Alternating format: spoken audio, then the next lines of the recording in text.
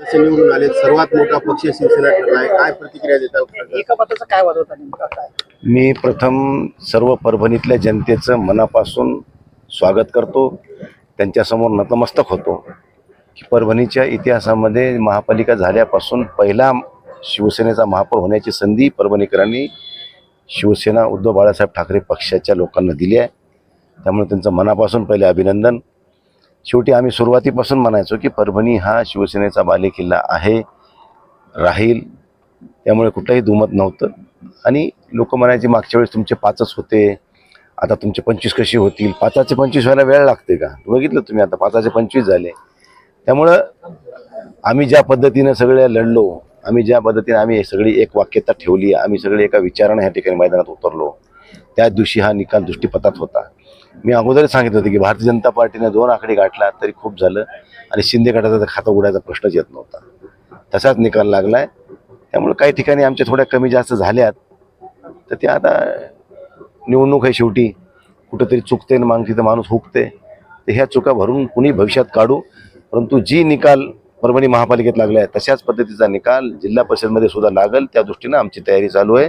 हे आपल्याला ह्या निमित्तानं काँग्रेस सोबत आपण आघाडी केली, त्याचा फायदा होताना दिसतोय, काय आघाडी? नाही, काँग्रेससोबत आम्ही युती केली त्याच अर्थी केली होती की बाबा आपल्या मताचं विभाजन होऊ नये, आणि आपल्या दोघांचं मताचं विभाजन झालं तर आपल्याला विजयामध्ये अडथळे निर्माण होतील. आणि आम्ही दोघांनी सामंजस्याने भूमिका घेतली आणि ह्या ठिकाणी आज आमचा महापौर बनतोय काँग्रेस आणि उबाटाचा. त्यामुळे कुठेही मनात शंका कुशंका कोणाची असायचं, कारण आता स्पष्ट बहुमत झाले, आता 12 आणि 25 37 झालेत, पाहिजे 33. त्यामुळं आणि अपक्ष पण आमच्यासोबत येतील हे आम्हाला खात्री आहे. पालकमंत्री मेघना बोर्डीकरांनी प्रतिष्ठा केली होती. प्रभाग क्रमांक 1 व्यंकट ढाळेंचा काय विषय होता आणि काय? व्यंकट ढाळेंचा विषय असा होता की व्यंकट ढाळे हे एका मताने निवडून आले होते, परंतु तो निकाल जाहीर करताना आरो त्या ठिकाणी अडवून ठेवलं. आणि आरोचं म्हणणं असं आलं की आता बॅलेट पेपरमधले काही मतं व्हॅलिड करायचे.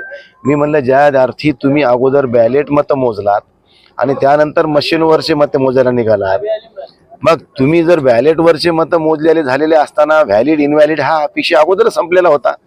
आता क्रिटिकल पोझिशनमध्ये ज्यावेळेस निवडणूक आली आणि आता निकाल एका मतावर येऊन ठेपलाय म्हणल्यावर तुम्ही इनव्हॅलिड केलेले मतं पुन्हा व्हॅलिड करण्याचा प्रयत्न करत असाल तर मला ही चूक आहे. तुम्ही निकषाला धरून करा आणि सत्य ते करा. आम्ही तुम्हाला काही आमच्या बाजूने बोला किंवा आमचं काही खरोखटो करा असं म्हणणं नाही. आमचं निवडणूक पारदर्शी झाली पाहिजे, ही लोकशाही जिवंत ठेवायची असेल तर प्रशासनातल्या अधिकाऱ्यांनी सुद्धा व्यवस्थितपणे वागलं पाहिजे. आणि ह्या ठिकाणचे आरो म्हणण्यापेक्षा ह्या ठिकाणचे जे काही ऑब्झर्वर होती त्यांच्या निदर्शनास आम्ही ह्या गोष्टी आणून दिल्या आणि त्यानंतर ऑब्झर्वरने जाऊन वस्तुस्थिती पाहिल्यानंतर आता निकाल जाहीर केला. मी ऑब्झर्वर असतील, आरो असतील, सर्व जनतेचे अधिकाऱ्यांचे मनापासून स्वागत करतो. आणि परभणीवर उबाटा उद्धव बाळासाहेब ठाकरे शिवसेना पक्षाचा झेंडा फडकला काँग्रेसच्या सोबतीनं, तर आम्ही सोबत होतो. त्यामुळं आम्ही सगळ्या परभणीकरांसमोर नतमस्तक होतो. धन्यवाद. पालकमंत्री काल म्हणल्या की आमदार खासदार सातत्यानं असे आरोप करतात, त्यांच्या पायाखालची हवा वाळू घसरलेली आहे. आता कोण कोणावर आरोप करत होता आम्ही बघितलंय. उगाच आम्ही इकडून उडून तिकडं तुम्हाला जे बी आता जागा आल्यात ना त्या फक्त चिल्लरीवर आल्यात. तुम्ही काही गप्पा आणू नका. जे दिले ते आता घ्या.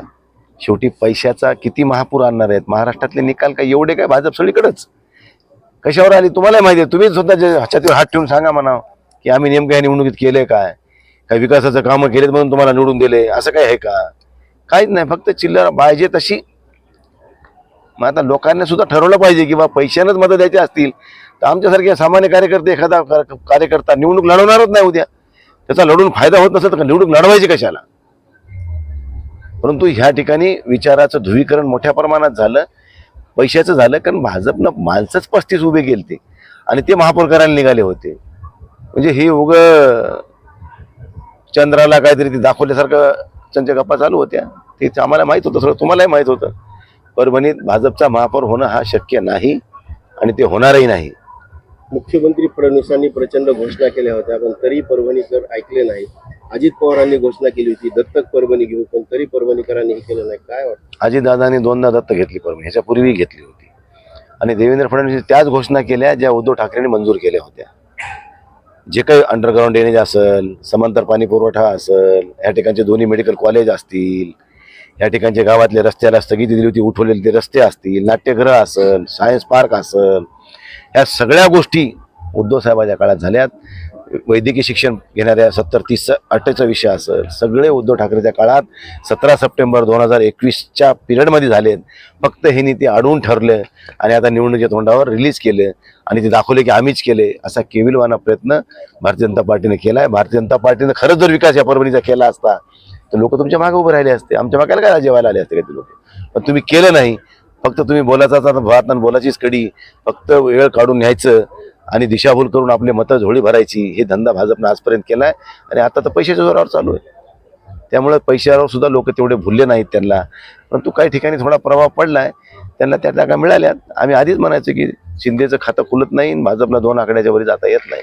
शेवटचा प्रश्न, मुंबईचा जिल्हा निकाल परिषदेमध्ये थोडासा शिवसेना निराशाजनक काँग्रेस बरोबर आघाडी करणार आहे का असं?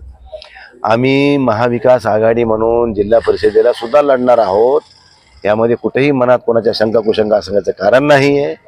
बैठका होतील, सगळी चर्चा होईल, खासदार आमदार आम्ही सगळेजण बसू, त्यांच्या पक्षाचे कोण कोण प्रमुख आहेत ते बसू, राष्ट्रवादी आदरणीय शरदचंद्र पवार साहेबांचा पक्ष असेल त्यांचे कोणी असतील ते बसू, सगळेजण बसून समन्वयानं, जशी आम्ही महापालिका लढली समन्वयानं, तशीच निवडणूक जिल्हा परिषदेची सुद्धा आम्ही समन्वयाने लढण्याचा प्रयत्न करू, एवढं आपल्याला सांगतो. महापालिकेचा, मुंबई महापालिकेचा निर्णय जो निकाल जो लागला त्यावर काय प्रतिक्रिया असेल? थोडासा निराशाजनक. आता ती सगळी मुस्कटदाबी आहे. तुम्ही बघताय सगळीकडे पैशाचा पाऊस, शासकीय यंत्रणेचा पाऊस. आता बघा, आम्ही इथं खासदार आमदार येऊन इथल्या ऑब्झर्व्हरवर विनंती केली नसती, सगळी वस्तुस्थिती पडताळणी केली नसती, ते इतके वेळ त्यांनी निकाल जाहीर करून टाकला असता, आमचा पडला असता आणि त्यांचा निवडून आला असता. त्यामुळे सगळं काही ह्यांचंच चाललंय ना, छोट्या छोट्या गोष्टी सुद्धा. त्यामुळे हे सगळं बघण्याची गरज आहे. निवडणूक ही लोकशाहीच्या पद्धतीनं व्हावी, लोकशाही मार्गाने व्हावी. हार जीत ही अपेक्षित असते. मैदानात उतरलाय कुस्ती खेळायला पैलवान, एक जिंकणारं एक हारणारं ही सत्य आहे. परंतु जिंकायसाठी काही करायचं, कुठल्याही थराला जायचं, यापूर्वी कधी नव्हतं. एवढी भाजपची भूक असेल मला कधी वाटलं नाही. ही पहिली वेळेस आम्ही बघतो की राज्यामध्ये भारतीय जनता पार्टीला देशाची सत्ता असो, राज्याची सत्ता असतो, गाव पातळी सत्ता असो, सगळ्या ह्यांनाच पाहिजेत. मग निवडणूक कशाला घेता? आम्ही असे भरले फॉर्म, आम्ही आलो निवडून म्हणून जाहीर करून टाका, संपला विषय. कशाला गरीबाचे कुटुंब उद्ध्वस्त करता? गरीब परिवारातले लोक थोडेसे पैसे आणून इकडून तिकडून निवडणूक लढवायला आहे आणि ते जर पराभूत होणार असेल तर निवडणुका न घेतलेल्या बऱ्या. चला, महानगरपालिकेच्या निमित्तानं मिळालेला आहे. मी सुरुवातीलाच बोललो होतो की महाराष्ट्रात काही मी काय बाहेर फिरलो नाही, पण माझ्या मतदारसंघामध्ये परभणी महानगरपालिकेमध्ये गेल्या 10 वर्षाचा कार्यकाळ जर माझा पाहिला तर सर्वसामान्य माणसाच्या ज्या काही अडचणी असतील त्या सोडवण्याच्या दृष्टिकोनातून मी कधी कमी पडलो नाही. आणि त्याचाच एक भाग म्हणून आज तुम्ही पाहता की सगळीकडे धुळधाण उडालेली आहे. पण परभणी एक असं क्रांतिकारी शहर आहे की सुरुवातीलाच मी बोललो होतो की इथं भगवा फडकवल्याशिवाय राहणार नाही. तरी थोडंफार आमचं कुठं ना कुठं तरी मिसमॅनेजमेंट झालं ना तर 33च्या पुढे फक्त शिवसेनेच्याच जागा आल्या असते, अशा प्रकारचं मॅनेजमेंट होतं. पण जशा प्रकारे भाजपनं पैशाचा पाऊस शेवटच्या 2 दिवसामध्ये पाडला त्यामुळे कुठंतरी कमतरता जाणवली. पण निश्चित महानगरपालिकेवर काँग्रेस बरोबर आम्ही महाविकास आघाडी स्थापन करू आणि 36 जागा आता आमच्या आहेत म्हणून यांना काय हालचाल करायची आता काही जास्त यांना आम्ही जागा ठेवलेली नाही. 37 आता एक धरून 37 झालेले आहेत. आणि महापौर इथं आमचा बसेल, उबाटा गटाचा, मशालीचा, ज्या सगळ्या तुमच्या सुद्धा मनात आहेत, तुम्ही सुद्धा हसतायत. म्हणजे भगवा आमचा उबाटाचा या महानगरपालिकेवर फडकवल्याशिवाय राहणार नाही. आणि त्याचं श्रेय तुम्हाला सुद्धा आहे, मला सुद्धा आहे. सगळीकडे चर्चा हीच होती. 16 प्रभागात गेलं तर एकच चर्चा होती, यावेळेस उबाटाशिवाय पर्याय नाही. काँग्रेसच्या सहकार्यानं आम्ही निश्चित इथं भगवा फडकू आणि परभणीचा 100% विकास केल्याशिवाय राहणार नाही. तुम्ही 2 टर्म आमदार होता पण महापालिकेत सत्ता नव्हती, त्यामुळे विकास कामे रखडली. 100% काय आपण विकास कामं आम्ही भाषणात सुद्धा हेच म्हणायचो, केंद्रातून निधी आणायचा असतं सन्मान्य खासदार साहेब आहेत, राज्यातून आणायचा मी आहे. महानगरपालिका ताब्यात आल्यावर एक शिडी निर्माण होईल आणि विकासाची गंगा वरून खाली आल्याशिवाय राहणार नाही. आणि परभणीचा संपूर्ण विकास आम्ही करूनच दाखवू, हे तुम्हाला आज या निमित्ताने मी ग्वाही देतो. प्राधान्यानं काय प्रश्न परभणीच्या? प्राधान्य अंडरग्राउंड ड्रेनेज आहे, समांतर पाणी पुरवठा योजना आहे, लाईटचा प्रश्न आहे, शहराचं विस्तारीकरण होत आहे. आज परभणी फक्त म्हणजे नाल्या आणि रोड याला विकास म्हणत नाहीत.